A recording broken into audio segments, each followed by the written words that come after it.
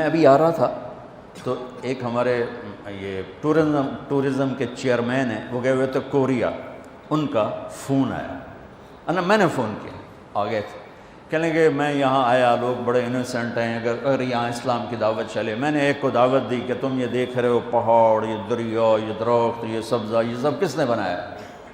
کہنے لگا کس نے بنایا؟ میں نے کہا یہ گاڈ نے بنایا۔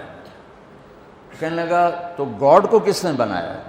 تو کہا پھر مجھے اس کا جواب نہیں آیا، تو مجھے آپ کا خیال آیا آپ ہوتے تو کوئی اس کا کوئی جواب ہوتا۔ میں نے کہا اس کا جواب تو گاڈ کے اندر موجود ہے۔ لفظ گاڈ اس ہستی پر بولا جاتا ہے جسے کسی نے نہ بنایا۔ لفظ کی وجہ یہ ہے، لفظ کے اندر یہ معنی ہے کہ وہ ہستی، وہ ذات جسے کسی نے نہ بنایا ہو، اسے گاڈ کہتے ہیں انگلش میں، اسے اللہ کہتے ہیں عربی میں، اسے خدا کہتے ہیں فارسی میں، اسے یزداں کہتے ہیں فارسی میں، اسے بھگوان کہتے ہیں ہندی میں۔ جسے کسی نے نہ بنایا ہو وہ اللہ ہے۔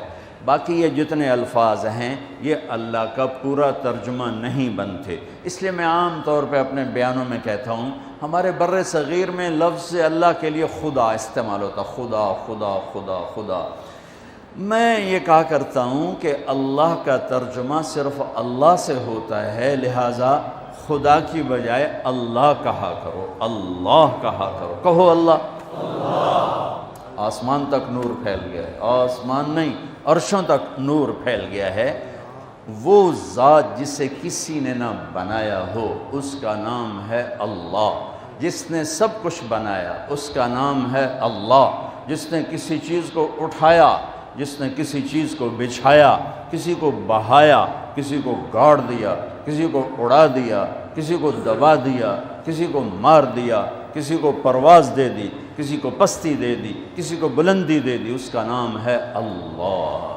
میرے عزیزو، ہمارے اوپر جناب رسول اللہ صلی اللہ علیہ وسلم کا سب سے بڑا احسان، ویسے تو ہم دو ہستیوں کے احسان نہ گن سکتے ہیں، نہ گنے جائیں گے، چاہے قیامت تک نہیں، یہ ریت کے ذروں کے برابر عمر لے لیں اور ہم ان دونوں ہستیوں کے احسان گننا چاہیں، نہیں، ناممکن ہے، ناممکن ہے، لیکن پہل کی جا سکتی۔ پہل، سب سے پہلا، سب سے بڑا، سب سے عظیم احسان اس کائنات کے انسانوں پر، بلکہ کل کائنات پر، جو جناب رسول اللہ صلی اللہ علیہ وسلم کی طفیل ہم پر ہوا، وہ کیا ہے کہ انہوں نے ہمیں اللہ کا پتہ بتایا اور اللہ کا صحیح پتہ بتایا۔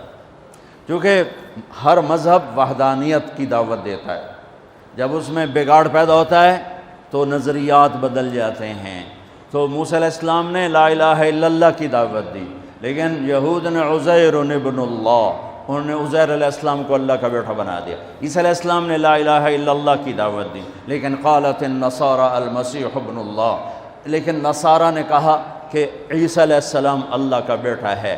ہمارے نبی پاک صلی اللہ علیہ وسلم نے ساری شرک کی جڑیں کاٹ کر اور ایک اللہ کو 3 آیات 4 آیات میں اتنے خوبصورت انداز میں بیان کیا، قل هو اللہ احد اللہ الصمد لم یلد ولم یولد ولم یکن له کفوا احد، اسے اللہ کہتے ہیں۔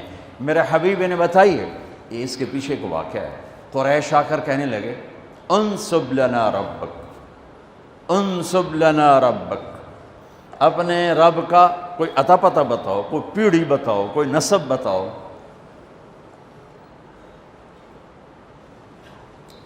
تو ہمارے نبی کے فرمانے سے پہلے جبریل اترا، یا رسول اللہ، اللہ تعالیٰ فرما رہے ہیں کہ یہ آپ کے رب کی پہچان ہے، یہ آپ کے رب کا تعارف ہے، کیا ہے؟